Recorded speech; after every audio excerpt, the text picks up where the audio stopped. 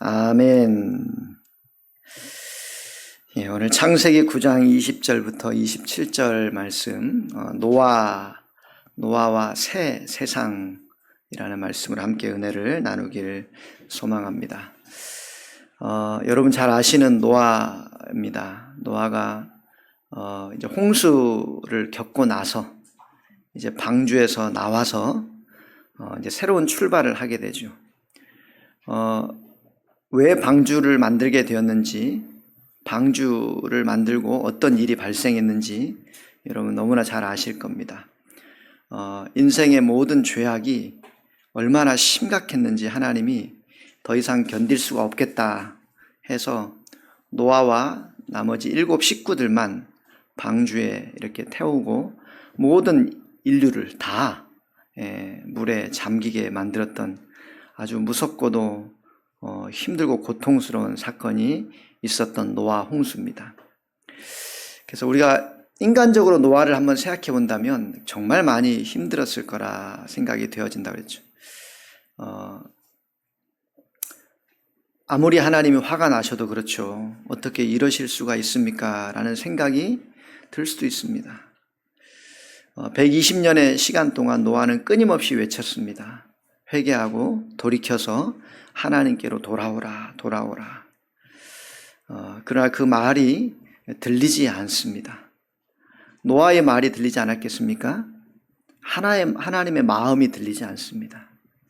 여러분, 죄인은 그런 거예요. 그래서 노아 때에 왜 홍수를 일으키셨냐? 세상의 모든 사람의 마음과 생각이 항상 악했다 그랬어요. 항상 악할 뿐임을 보시고. 그러니까 우리 인생은 무슨 생각을 하든지 어떤 일을 하든지 항상 그 속에는 무엇이 있다는 것을, 죄악이 항상 있다는 것을 기억해야 됩니다. 이 죄가 어떻게 나타나는지, 어떻게 역사하는지 이것을 분별할 수 있다면 그 죄악으로 가지 않을까요? 여러분은 그 죄악을 분별하십니까? 예, 한번 물어보라는 거예요. 자, 왜냐하면 오늘 이 말씀, 노아가 이제 이 심판을 다 끝나고 이제 방주에서 나오게 됩니다. 그때 노아의 마음이, 이야, 우리만 살았다. 이런 기대감이었을까요? 아니요. 수없이 많은 고통과 절망도 많았을 겁니다. 하나님 이제 어떻게 하죠? 어떻게 살아요? 세상은 다 황폐했어요.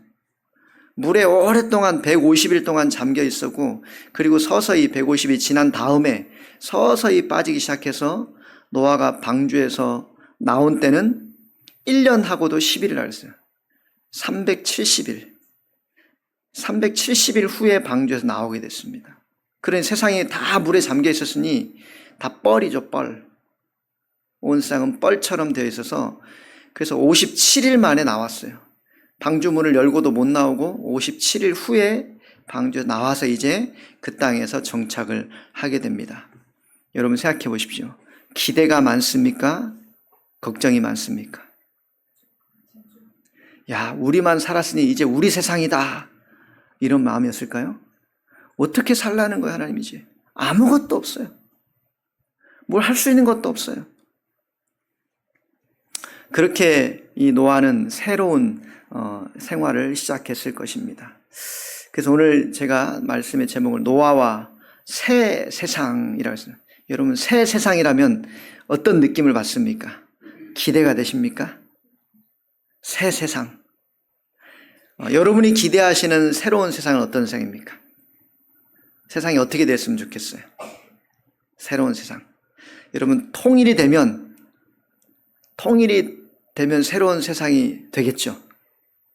기대가 되십니까? 빨리 통일됐으면 좋겠다. 통일되면 어떤 게 좋을 것 같아요? 금강산도 갈 수 있다. 뭐 이런 거요? 백두산도 마음대로 갈 수 있다. 이런 겁니까? 저와 여러분이 기대하고 있는 새로운 세상과 하나님이 오늘 말씀을 통해서 보여주려고 하는 새로운 세상은 같다면 어떻게 같고 다르다면 뭐가 다를까? 한번 생각을 해보십시오. 또 한번 제가 질문을 드립니다. 여러분, 이스라엘 백성들이 애굽에 살 동안은 신분이 뭐였습니까? 종살이였죠. 노예 같은 종살이였어요. 자, 그러면 이 애굽에서 나오면 이야, 이제 새로운 세상이다. 그런 마음 들어요, 안 들어요? 그래서 이 애굽에 살 동안은 목표가 뭐였습니까? 빨리 이 애굽에서 탈출하는 거. 그래서 출애굽이에요. 그래서 애굽 탈출이 출애굽입니다. 애굽에서 탈출하면 우리는 이제 새로운 세상이 올 것이다. 이런 마음을 가지고 아마 어떤 큰 그런 마음을 가지고 나왔을 겁니다. 나와 보니까 어땠어요? 이야, 그들이 생각했던 새로운 세상이 펼쳐졌습니까? 젖과 꿀이 흐르는 그 땅으로 우리를 인도한다는데 그게 확 나왔어요? 이 백성들도 애굽에서 나올 때 새로운 세상을 꿈꾸고 나왔는데 나와 보니까 더 힘든 세상이 나타났어요. 광야. 여기서는 밥이라도 안 굶고 먹고 살 수 있는데 여기 오니까 아무것도 없어요. 여러분, 새 세상이 맞아요? 생각을 해보셔야 됩니다. 우리가 바라고 원하는 새 세상은 어떤 것인가? 여러분이 간절히 우리 학생들은 기도합니다. 우리 고3 학생들. 기도와 목표가 뭐예요? 대학, 원하는 대학에 합격하는 거. 합격만 해봐라 내가.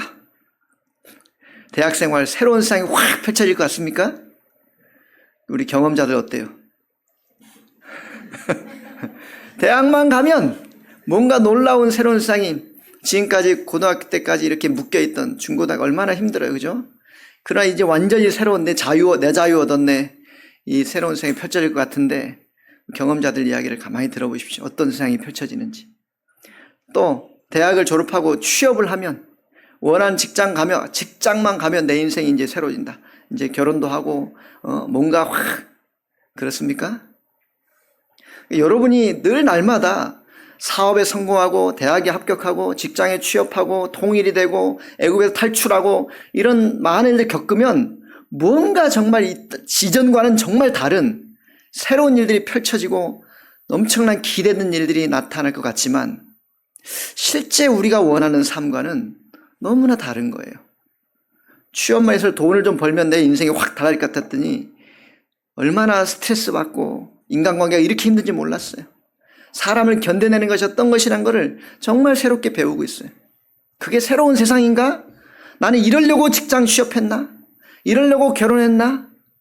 결혼해보니까 어때요? 우리 어른들은 꼭 본이 되셔야 됩니다. 결혼을 지금 기대하고 있는 청년들이 있는데 어른들 사는 모습이 못 살겠다. 이러면 결혼 어떻게 하겠어요? 소망을 주셔야 됩니다. 자, 그래서 새 세상이라는 것은 도대체 어떤 세상인가? 여러분 자신에게 물어보십시오. 내가 예수를 믿기 전과 예수를 믿고 나서는 내가 어떻게 새로워질 거라고 기대하셨어요? 이제 예수를 믿었으니 나는 영원한 천국과 구원의 소망 가지고 이 세상 어떤 삶에서도 힘있고 멋있게 당당하게 모든 사람이 부러워할 만큼 그렇게 살 것이라고 생각하셨습니까? 현실은 어떻습니까? 내 인생의 삶이 수많은 세상 사람이 보기에 정말 멋지고 기대되고 소망이 넘치는 그런 삶입니까? 아니면 그렇게 봐줄까봐 두려워서 피해 다니고 있습니까? 노아는 많은 생각했을 거예요. 노아도 이렇게 죄가 가득해서 하나님이 후회하신다 이런 표현을 썼어요. 하나님이 탄식하셨어요. 정말 사람 지으셨음을 한탄하사. 그렇게 그런 마음이 인간에게 들 정도로 세상은 너무너무 타락했다는 거예요. 그래서 하나님이 다 쓸어버리고 노아야 내가 너를 통해서 새 세상을 이룰 거야. 이런 마음을 주시고 노아는 방주를 타고 이제 그 모든 것이 마쳐진 후에 새롭게 출발합니다. 기대를 했을지도 몰라요. 어떤 한편으로는 하나님 도대체 어떻게 하실까? 이제는 천사 같은 사람들만, 우리는 그럼 천사인가? 우리 가족들은? 우리 가족을 통해서 이제 뭔가 시작되는데 천사 같은 사람들만 이제 나타난다는 뜻인가? 마치 좀 허황되기도 하지만 뭔가 많은 생각을 하게 합니다. 그런데 여러분, 그렇게 기대감으로 시작된 이제 노아 방주에서 나와서 이제 출발한 새로운 세상인데 이제 그런 놀라운 기대가 충만한 이야기가 성경에 쫙 기록되었다면, 천국은, 새로운 세상은 이런 것이구나. 이렇게 출발하는 것이 하나님의 기쁨이고 나라고 이런 거구나. 이런 기대감이 들 텐데, 오늘 9장의 노아의 홍수 이후에 첫 번째 등장하는 사건은 노아가 술 취한 이야기예요. 왜 그럴까요? 여러분 생각해 보세요. 왜 술 취한 이야기가 이 엄청난 사건 이후에 등장하는 첫 번째 사건이냐고요. 모든 세상이 다 사라지고 이제 하나님이 다시 원래 아담과 하와 에덴 동산과 같이 뭔가 그렇게 기대될 만한 그런 세상을 꿈꾸고 있을 수도 있어요. 왜? 처음 하나님이 그렇게 세상을 시작하셨으니까. 근데 홍수 후에 첫 번째 만나는, 첫 번째 등장하는 사건이 왜 하필 술 취한 이야기냐고요. 그래서 여러분은 술에 대한 혐오가 더 커졌을지 몰라요. 쟤 술만 먹어봐라 그냥. 그래서 얼마나 고통스러워요. 이 술에 대였어요 저는. 술만 먹으면 그냥. 근데 하필 왜 술 취한 이야기냐고요. 술이 문제다. 이 세상에 술을 다 없애버리자. 술을 없애면 될까요? 여러분 혹시 집안에 술 드시는 분들 계시면 술을 없애버리려고 막 다 먹어버리십니까? 그래서 술에 대한 안 좋은 기억이 있으면 이제 그렇게 이 세상 술은 절대 필요 없어. 음주운전을 왜 하는 거야? 술 때문에 하는 거 아니야. 술이 없으면 그런 것도 안 할 것 같지요. 음주운전도 술만 없으면. 그래서 우리는 이런 생각해봐요. 자, 노아가 포도 농사를 지었어요. 포도나무. 그전에도 있었을 거예요. 그전 사람들 다 농사를 지었으니까. 노아는 포도 농사를 지었어요. 그리고 포도 열매를 이제 수확을 하니까 얼마나 기뻤을까요? 여러분, 그래서 포도 농사를 짓고 열매를 따는 것은 하나님의 복이에요. 축복입니다. 어쨌든 그 수확물을 얻는 거. 그래서 어느 날은 풍년이 들었어요. 풍년이. 포도 농사 얼마나 잘 됐는지 막.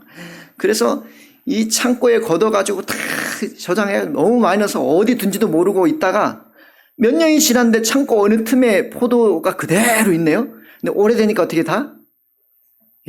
숙성이 돼가지고 잘 익고 숙성이 돼가지고 포도주가 됐어요. 아주 이거 어떡하지? 너무 오래돼 버려야 할까? 해서 맛을 살짝 봤더니 어때요? 이전에 없던 기가 막힌 맛인 거예요. 노아가 이 포도주 엄청난 얼마나 될지 모르는 이 숙성된 포도주를 맛보게 된 거예요. 이런 거야 포도가? 그냥 알맹이만 따먹고 이랬을지 모르는데 이 포도주라는 게 오래되면 오래될수록 좋다는 걸 알게 됐어요. 그 다음부터 농사만 지면 다 뭘로 만들어요? 그래서 이 노아가 이 포도주 맛을 보기 시작하면서 포도주는 오래될수록 좋단다 이런 교훈이 생겼죠. 그래서 이 포도주라는 게 그러면 포도주가 생겨난 게 죄 때문에 그런 거예요? 이 포도주를 먹는 게 죄예요? 이 포도주가 오래 숙성돼서 알코올이 되는 게 문제가 있는 거예요? 도대체 왜 그런 거냐고 그러면. 이미 제가 여러분 말씀드렸지만 노아는 PTSD 아마 증후군이 있었을 거예요. 외상 후 스트레스 장애.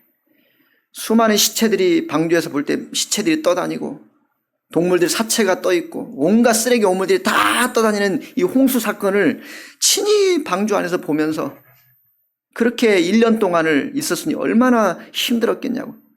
나와서 얼마나 고통스럽겠어요. 근데 포도주 맛을 보니까 뭔가 기분도 좋아지고 이 어려운 상황이 좀 극복될 수 있을 것 같고 뭔가 새로운 느낌이 있어요. 그래서 마시고 좀 많이 마시다 보니까 뭐요? 몸에 열이 나잖아요. 그래서 아이고 더워라 하고 벗고 잠이 든 거예요. 그것을 세 아들들이 봤죠. 셈과 함과 야벳이. 근데 그 중에 함은 그걸 보고 어떻게 했다는 거예요? 아버지가 추태를 부린다고 낄낄낄대면서 온 동네 다니면서 이야기하는 거예요. 그 얘기를 듣고 셈과 야벳이 무슨 소리야 하고 이 이불 같은 걸 들고 와서 아버지의 수치를 가르쳤다. 이게 노아 방주에서 나온 후에 첫 번째 사건 이야기예요. 왜 이 얘기가 성경에 기록되냐? 왜 이 얘기가?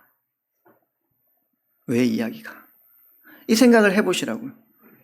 성경은 이런 이야기를 이게 뭐가 중요한지. 그래서 우리는 이런 이야기가 뭐가 중요할까 생각하다가 답을 찾기가 어려워서 이렇게 술 취하면 안 되는구나. 술 많이 먹으면 안 된다. 그래서 술 많이 먹지 말아라 교훈을 해요. 에베소 5장 18절에 술 취하지 말라 이런 방탕한 것이 술 취하면 방탕한 거야. 그렇게 살면 안 된다. 그런 교훈을 해요. 물론 그 교훈 자체가 틀린 것은 아니죠. 그러나 술 문제냐 이 말이에요. 모세는 술 얘기하려고 노아 이 사건을 여기 기록했을까요? 그래서 또 자식들이 다 있는데 다 똑같지 않아. 어느 자식은 말도 안 듣고 이렇게 아버지가 좀 그런 일 있으면 잘 덮어서 살펴주는 게 가족이지 그 문제를 막 떠벌리고 그렇게 하는 게 그래서 쟤는 저주를 받은 거야. 그래서 아버지한테 밉보이면 국물도 없다 이런 거예요? 이런 얘기 하고 싶은 거예요? 세 자식인데 셈과 야벳은 그래도 뭔가 경우를 아는구나. 얘는 철이 들었어. 형들은 역시 달라 이러면서 그래서 그렇게 살면 복 받는다 이런 이야기예요? 성경이 하고 싶은 이야기가 뭐냐고요. 그래서 우리는 이런 말씀에 새로운 하나님께서 노아를 통해서 다시 시작하신 세상은 무엇일까를 기대할 때 노아의 이 사건을 보면서 쉬운 답을 내려버렸어요. 자식들은 부모를 어떻게 공경해야 될지, 또 형제의 허물이 수치가 드러나면 어떻게 하면 되는지, 그래서 인생을 살아가는 방법론을 알려주고 정직하고 도덕적이고 윤리적으로 잘 살아야 하나님의 자녀란다. 겨우 그 정도 가지고 이제 우리는 이 세상을 살아가고 있지 않느냐 이 말이에요. 이게 무슨 윤리 도덕의 문제 아니면 술 문제요? 취하지 않으면 된다는 이야기예요? 왜 제가 이렇게 말씀드리냐면 분명히 포도 농사도 복이고 우연찮게 포도가 포도주가 돼서 맛있는 음식을 취할 수 있는 것도 사실은 복이에요. 이건 다 복이에요. 많은 소산을 얻고 농사를 얻고 힘을 써 수고해서 얻은 결실들에 대한 기쁨을 누릴 수 있어요. 근데 왜 이런 사태가 발생하느냐예요. 그렇게 하나님의 이것도 복이고 저것도 다 복들인데 왜 이 복들이 모여서 이상한 결과가 나오냐 이 말이에요. 자, 여러분 우리 성도들 중에 우리 집사님들, 권사님들 중에도 아픈 분들이 많아요.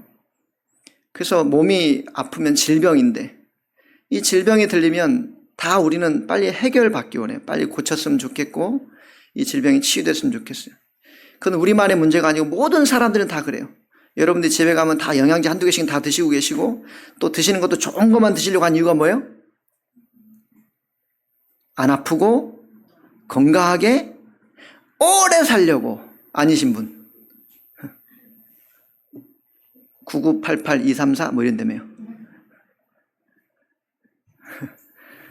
그래서 다 안 아프고 질병 없이 건강하게 오래 사는 게 인생의 중요한 목표예요.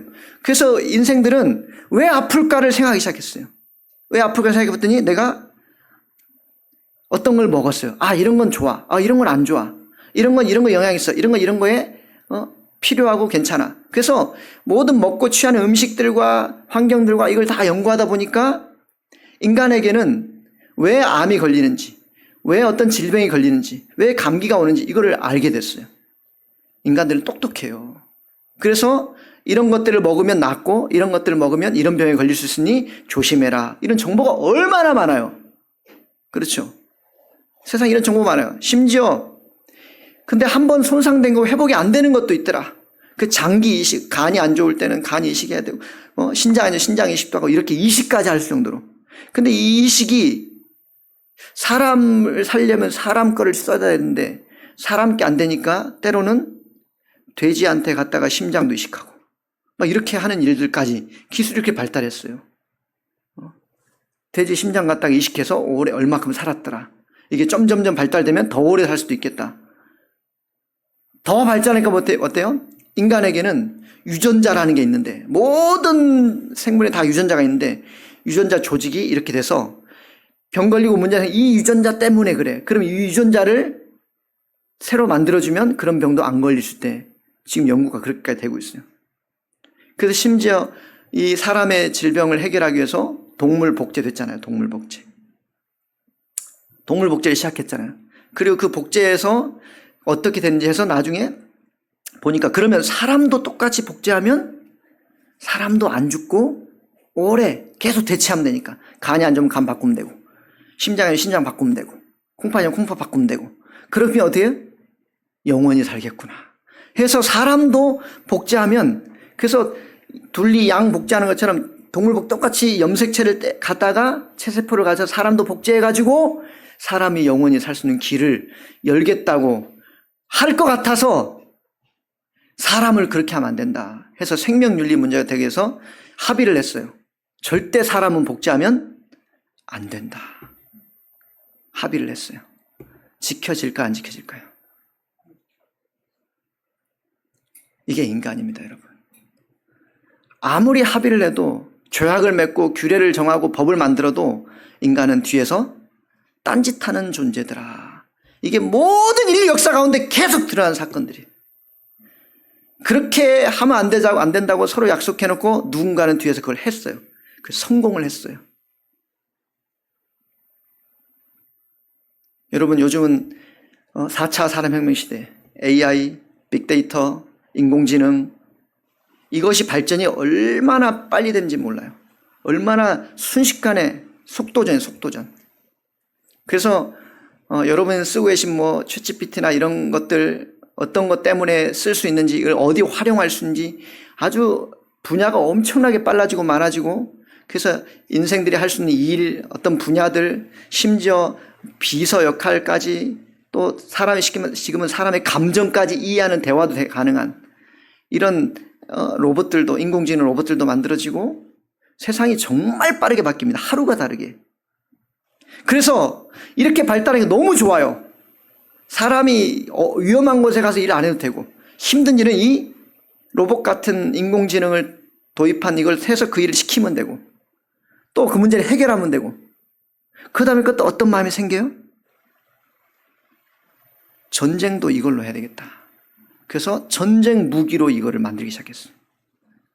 근데 지금 이 AI, 인공지능 이런 기술은 아직 국제에 정확한 협약이 없어요. 이거 어디까지 어떻게 한다는 계속 논의만 하고 있지 왜 이 협약을 못 맺을까요? 좀만 기다려 우리 만들고 나서 좀만 기다려 우리가 좀 써먹고 그게 모든 인생들의 마음이에요. 그래서 만들어지면 지킬까요? 여러분 그래서 세상이 발전할수록 정말 인간에게 유리하고 편리하고 좋은 세상이 되는 것 같지만 그 한편엔 두려움이 생기는 거예요. 지금까지 모든 인생은 그렇게 왔어요. 그래서 어느 한 군데서 발전하고 새로워지고 좋아지는 반면에 어느 한편에서 계속 그것을 다시 메꿔야 되고 해결해야 되고 문제를 고쳐야 되고 이게 인생이에요. 무슨 말씀을 드리고 싶으냐면 오늘 노아가 기대하고 있는 새 세상은 여러분이 저와 여러분이 생각하고 있는 유토피아가 만들어지는 게 아니고요. 세상이 이렇게 바뀌어지고 이렇게 달라지고 이렇게 새로워질 거라는 그런 흠도 없고 문제도 없는 세상이 될 수 있는 게 아니고요. 인생이 가는 길은 항상 여전하더라. 이렇게 온 세상이 다 사라지고 노아를 통해 새 세상이 생겨날 것 같은 엄청난 일이 있었음에도 불구하고 여전히 세상은 죄 가운데 스스로 도무지 빠져나올 수 없는 그 일들을 또 겪고 가고 또 시작되더라예요. 여러분 그래서 어떠십니까? 절망스러우십니까? 큰일 났다. 세상이 아무리 발전하고 새로운 게 있어도 도무지 빠져나올 수 없는 이런 일들이 계속된다면 우리가 뭘 해봤자 그게 뭔들 허무주의에 빠집니까? 갑자기 인생이 허무해지십니까? 그거 해봤자 결국 다 그런 거야. 그렇게 살아봤자 발버둥 쳐봤자 다 결국 그런 거야. 어떤 마음이 드시냐고요. 그러면 저와 여러분이 예수를 믿고 살아가는 것이 무슨 의미가 있어요? 어차피 세상은 다 그럴 건데 어차피 예수님 오셔도 인간은 다 죄짓고 살 건데 그 문제가 또 반복될 건데 여러분 오늘 이 노아의 사건은 수많은 이야기 우리에게 던져주고 있어요. 이것이 분별될 수 있는가? 그래서 우리는 성경을 보면서 계속 어떤 생각이냐면 야, 셈과 야벳은 그래도 착하네. 함은 못됐네.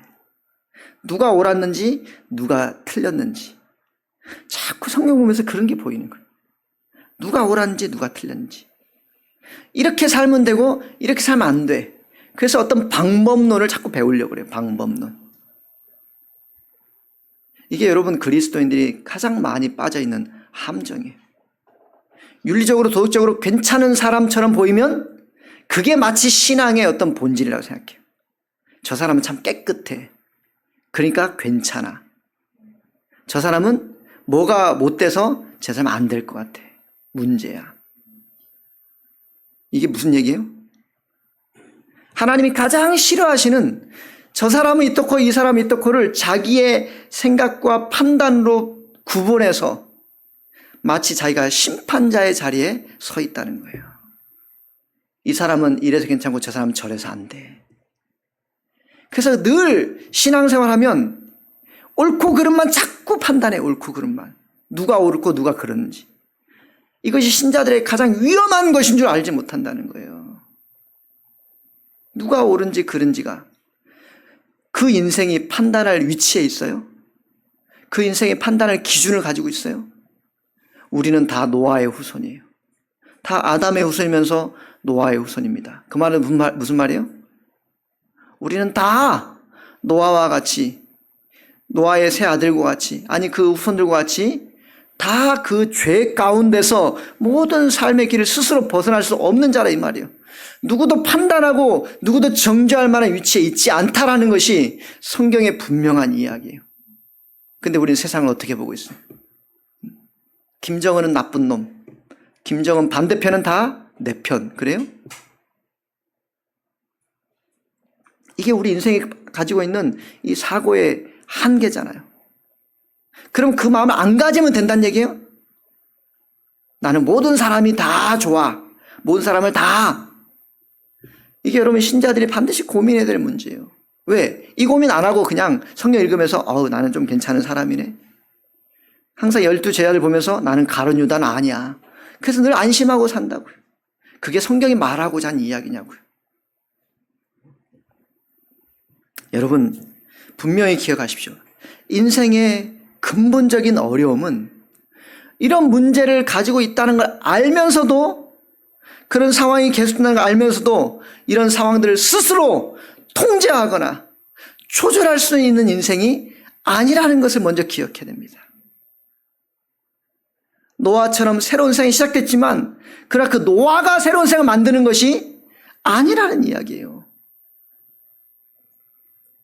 요즘 우리 대선 때문에 많이 막 시끄럽습니다. 누가 되면 세상이 새로워질까요? 누가 되면 새로운 유토피아가 되냐고요. 그럴 일은 없어요. 세상은. 누가 된들 여러분의 신앙과 인생의 삶의 길이 바뀌어지진 않아요. 누가 된들. 우리는 그것을 바라보는 게 아니에요. 그러면 왜? 뭐가 문제냐고요? 함이 문제였어요? 술 취한 게 문제였어요? 술이 문제입니까? 알코올이 문제인 거예요? 아니에요, 여러분. 모든 것은 중립적인 가치를 가질 수 있어요. 그것을 우리가 활용할 수 없다는 것이, 인생은 그 모든 것들을 가지고 사용하면 분명히 문제가 될 수밖에 없다는 이 인생의 한계를 반드시 첫 번째는 인정을 하셔야 됩니다. 인정한다는 말은 뭐예요? 누구도 자신이 기준이 되려고 하면 안 된다 이 말이에요. 자기 자신이 판단자가 되면 자기가 하나님 되겠다는 뜻이에요. 그게 인생의 가장 큰 아픔이에요. 여러분 인생의 가장 큰 아픔의 문제는 하나님으로부터 독립하려고 한다 했잖아요. 독립. 하나님으로부터 벗어나려고 하는 게 인생의 가장 큰 아픔이에요. 하나님으로부터 벗어난다는 말은 뭐예요? 내가 하나님과 동등한 선악을 알게 한 나무를 따먹으면 어떻게 된다 그랬습니까? 네가 하나님과 똑같이 될까 봐 그런 거라고 뱀에 유혹했잖아요. 사탄이. 하나님 독립한단 말은 뭐예요? 그 영광과 그 삶을 자기가 취하고 싶은 거예요. 그 위치, 그 영예를 자기가 누리고 싶은 거예요. 이게 하나님으로부터 독립이에요. 피조물인 우리 인생들은 철저하게 이 하나님과의 관계성을 잃어버리면 잃어버리면 이것이 얼마나 어떤 죄악으로 치닫게 된다는 것을 그것을 먼저 알아야 됩니다.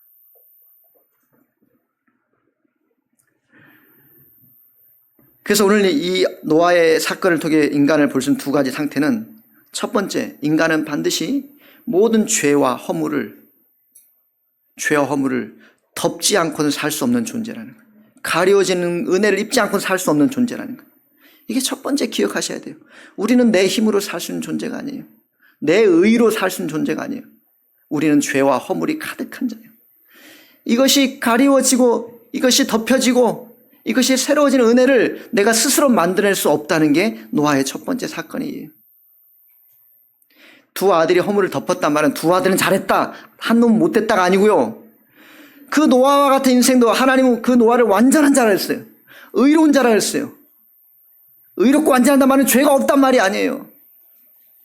의롭고 완전한 자라 인정받는 자에게도 그 허물은 여전히 존재할 수밖에 없어요. 그 허물을 덮지 않고서 인생을 살아갈 수 있는 모습과 의미를 알지 못해요. 그러면 누가 덮으면 살 수 있어요? 그 어떤 인생이 누가 괜찮다고 말할 수 있는 자가 있어요? 그런 인생이 없기 때문에 허물과 죄를 덮는단 말은 반드시 하나님과 관계 안에서 그 은혜를 입어야만 산다는 거예요. 그게 우리가 이미 살펴봤던 것처럼 하나님과 동행한다는 뜻이라고요. 그 은혜를 입어야 사는 자예요, 우리는. 하나님의 은혜가 없이는 한순간도 자기 의로 살 수 있는 존재가 아니라는 거. 두 번째, 우리는 그런 타인의 허물과 죄를 늘 보고 있다는 거. 똑같이. 나도 내 죄와 허물을 덮어야 되지만 그러면 타인도 동일한 허물과 죄로 있는 그런 인생이라는 거예요. 그래서 우리 마음에 늘 뭔가를 요구받습니다. 너 어떻게 할래? 이거죠. 내 죄와 허물을 하나님의 은혜로 예수 그리스도만 덮었는데 그럼 너는 타인을 어떻게 할래? 이 질문을 계속 받고 있는 거예요. 자기만 은혜를 입고 다른 사람 은혜를 입으면 안 되는 거예요?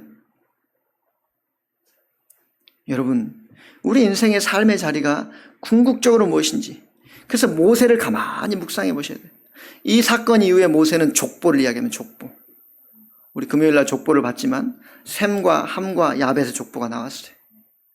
그 족보가 어떻게 펼쳐졌어요? 노아의 세 아들의 족보가 함과 야벳의 족보와 셈의 족보는 비교할 수 없이 달랐어요. 셈의 족보는 계속해서 쭉 연결합니다. 셈만 특별하다는 얘기예요. 이 이스라엘 백성은 너희가 누구냐에 대한 근본적인 이 질문을 위해서 셈의 족보를 길게 기록하면서 누구까지? 아브라함까지.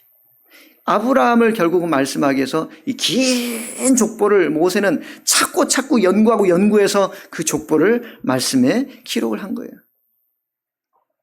셈의 족보만 괜찮다, 셈은 위대한 집안이다가 아니고요. 왜 하나님이 이렇게 하시냐는 거예요. 왜 아벨이고 왜 셋이고 왜 에녹이고 왜 노아고 왜 아브라함이고 왜 그러냐는 거예요. 왜?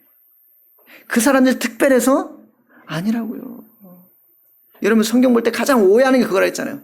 야, 나는 다윗처럼 살아야지, 나는 바울처럼 살아야지, 난 노아처럼, 나는 그 사람이 여러분의 삶의 모델이 아니에요. 목표가 아니라고요.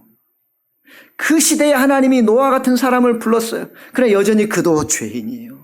아브라함을 불렀어요. 그러나 여전히 그도 죄인이에요. 다윗을 불렀어요. 그러나 여전히 그도 죄인이에요. 심지어 바울은 나는 죄인 중에 괴수라 그래요. 무슨 얘기를 하려고 하는 거예요? 우리 인생의 근본적인 자리가, 상태가, 이걸 알면 알수록 우리는 하나님을 떠날 수가 없는 존재가 돼요.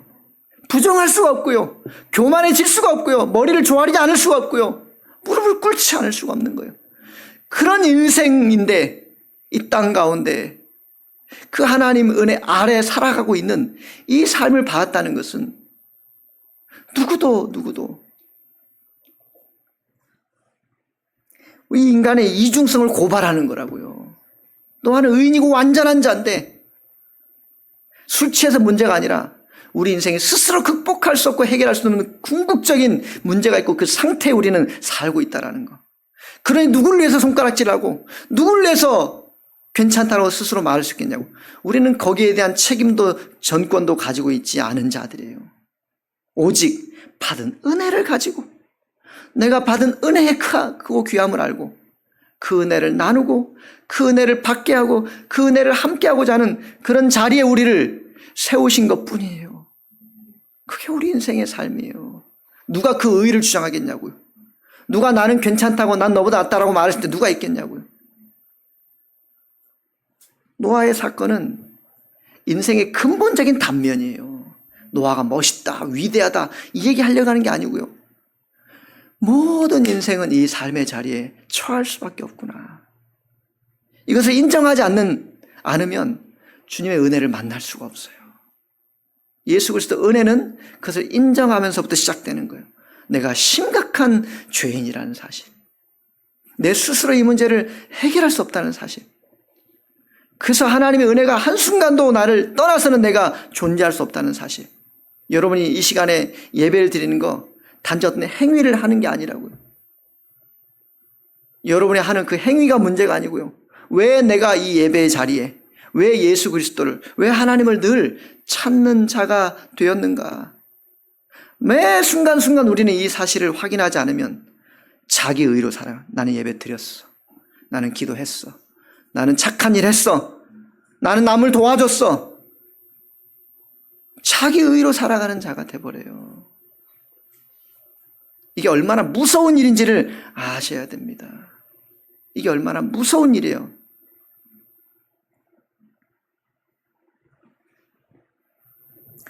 여러분, 그래서 성경은 죄라는 것이 무엇인가 말하는 거예요. 죄라는 것은 성경 끊임없이 우리 인간 안에 있는 이 죄의 이중성을 고발하는 거예요.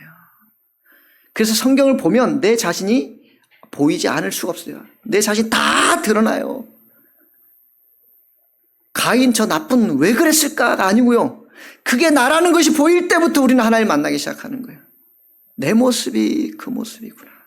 내 안에 그런 죄의 두 가지 마음이 발버둥치고 있구나. 내 안에 그런 무서운 원망이 도사리고 있구나. 그것이 발견될 때부터 우리는 하나님이 보이기 시작하는 거예요. 그래서 하나님을 만났단 말은 곧 내가 내 자신이 누구인지를 알았다고요. 나 자신을 아는 길은 그분을 아는 거예요. 내가 누구인지 알았단 말은 하나님을 모를 수가 없습니다. 그게 우리 인생의 근본적인 실상이고 상태입니다.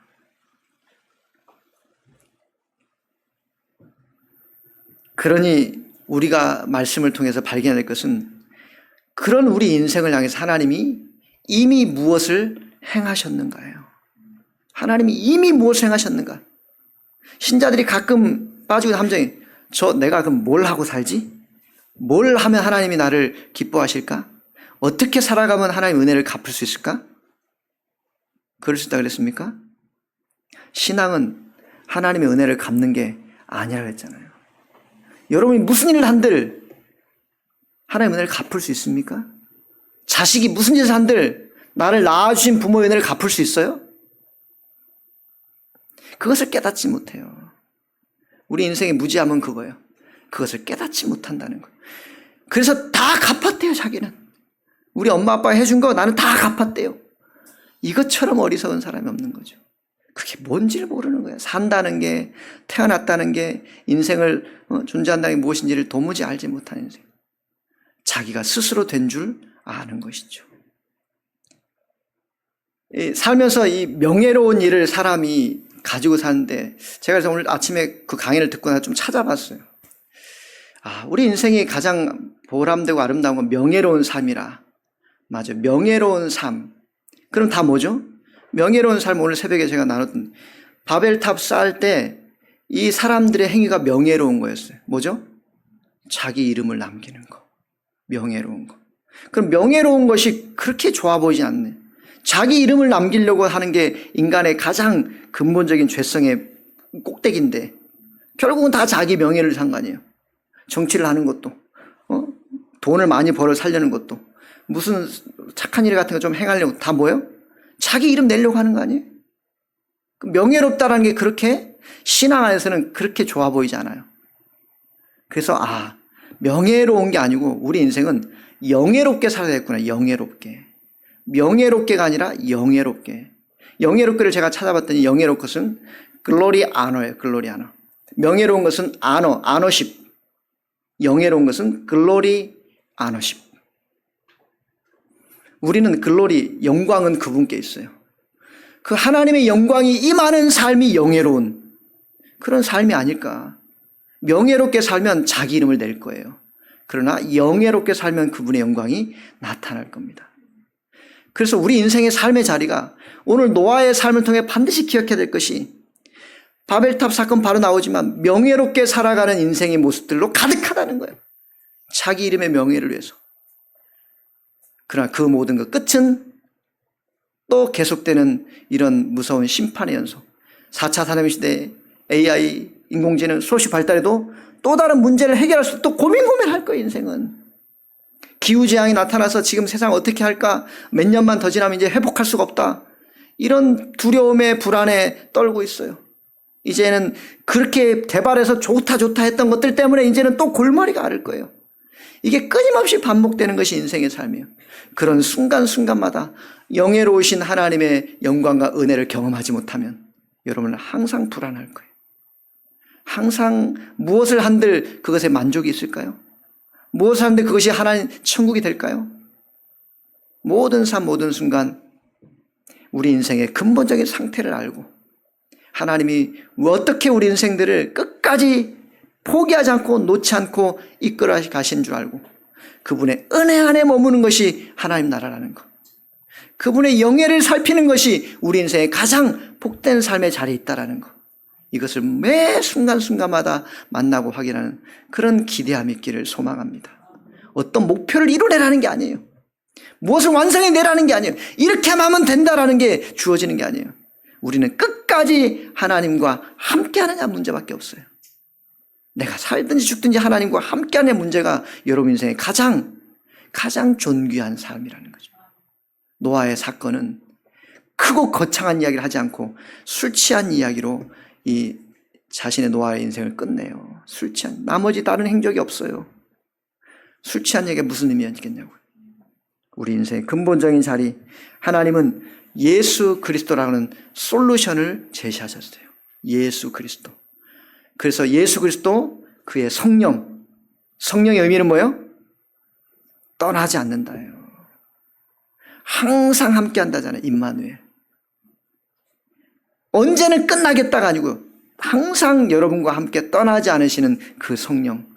그것이 여러분 인생의 삶의 신앙의 삶의 가장 영예로운 일인 줄 믿습니다. 이 말씀이 그래서 모세는 광야 생활 중에도 항상 떠나지 않는 구름 기둥 불 기둥의 주님을 말씀하셨어요. 한순간 떠났습니까? 안 떠나요. 가나안에 들어가면 끝이에요? 아니에요. 더 어려움이 있어요. 그러나 하나님은 떠나지 않는다. 이게 여러분 저와 여러분이 주신 하나님의 솔루션. 예수 그리스도 성령을 통해서 떠나지 않으시고 여러분의 삶을 가장 영광스러운 자리에 함께 가시는 그 하나님의 마음이 여러분 모든 삶 어딜 가든지 어떤 삶의 자리에 있든지 그런 삶을 만날 수 있기를 예수님의 이름으로 축원합니다.